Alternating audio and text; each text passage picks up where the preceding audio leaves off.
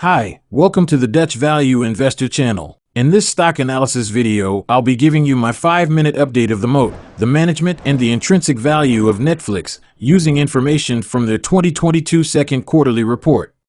So without further ado, let's have a look at the Moat.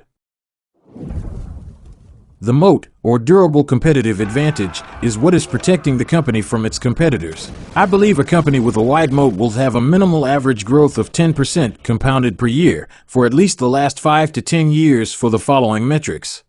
The first being equity growth. Second, earnings per share growth. Third, operational cash flow growth. And fourth, revenue growth. So looking at the growth rates of Netflix. Equity growth comes in at 38.17%. Earnings per share growth is 34.27%. Cash from operating activities growth is 2.14%, and finally revenue growth comes in at 24.94% compounded over the last 10 years, giving Netflix an average moat growth of 24.88% compounded over the last 10 years. The presence of a wide moat is questionable since Netflix is using a large amount of its cash flow in order to produce new content. I will have to do more research to verify the moat still exists. Next, let's have a look at Netflix's management.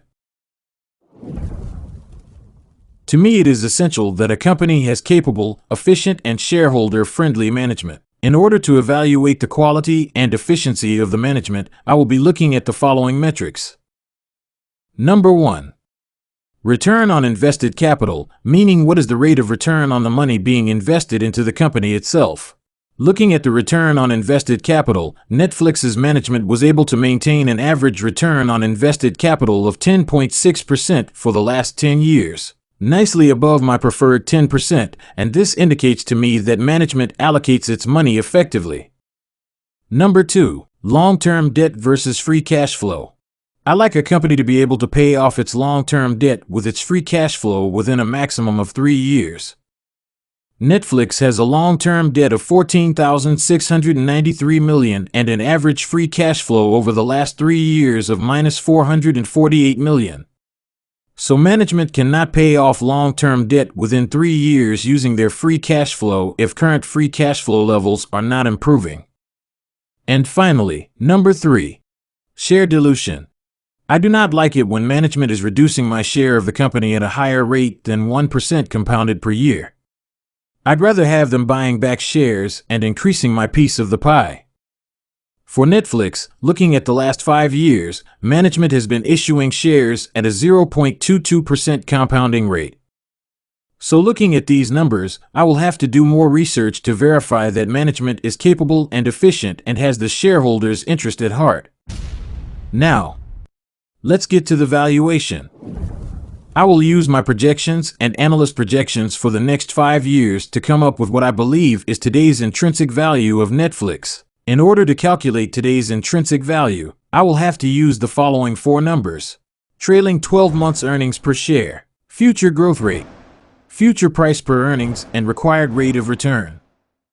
Trailing 12 months earnings per share after release of Netflix's latest quarterly report is $11.25 per share. For Netflix, I assume the projected compounded annual growth rate to be 13%. This is lower than the average of the Moat growth and analyst growth rate. Because the two rates were not in line, I reduced the annual growth rate to what I believe is a sustainable growth rate for the next 5 years. For future price per earnings, I multiply the growth rate by 2. I always verify if this PE is reasonable and historically accurate, meaning, has the stock been trading at this PE level for a considerable amount of time in the past? Finally, the required rate of return. For an investment in an individual company, I am looking for a 15% return on my money. Otherwise, I do not find it worth the risk of investing in individual companies. Using the following formula, I believe today's intrinsic or fair value of Netflix is around $269 per share. Now to be clear, I am not buying Netflix at $269 per share.